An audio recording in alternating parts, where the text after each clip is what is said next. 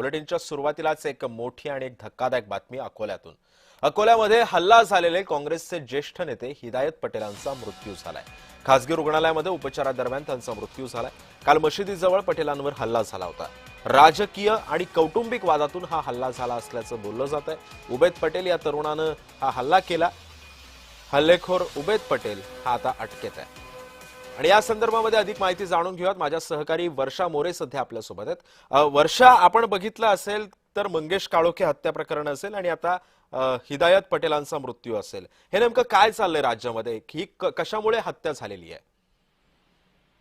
सिद्धेश, काल जे आहे प्रदेश काँग्रेसचे उपाध्यक्ष आणि अकोल्यातील काँग्रेसचे ज्येष्ठ नेते हिदायत पटेल यांच्यावर काल जीवघेणा हल्ला झाला होता आणि हल्ला करणाऱ्याचं नाव जे आहे उबेद पटेल असं आहे। उबेद पटेल हा 24 मे 2019 मध्ये हत्या करण्यात आलेल्या मोहाळा गावातील भाजप कार्यकर्ते मतीन पटेल यांचा पुतण्या आहे आणि 2019 मध्ये लोकसभेचा निकाल लागल्यानंतर हिदायत पटेल यांचं गाव असलेल्या मोहाळा गावात या राजकीय वादातून भाजप कार्यकर्ते मतीन पटेल यांची हत्या झाली होती आणि या प्रकरणात हिदायत पटेल यांच्यासह 10 आरोपी होते।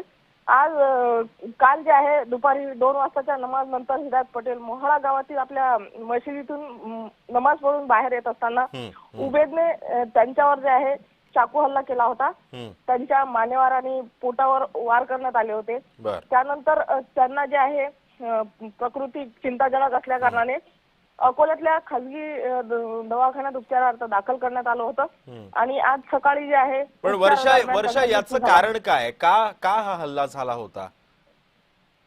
उबेदने हल्ला करण्याचं कारण हे होतं की त्याच्या काकावर जे आहे हिदायत पटेल यांनी हल्ला केला होता आणि त्या हल्ल्यामध्ये जे आहे मतीन पटेल यांचा मृत्यू झाला होता। त्याचा बदला म्हणून उबेदने जे आहे हिदायत पटेल यांच्यावर हल्ला केला आहे। नक्कीच, धन्यवाद वर्षा, तुम्ही दिलेल्या या सविस्तर माहितीबद्दल।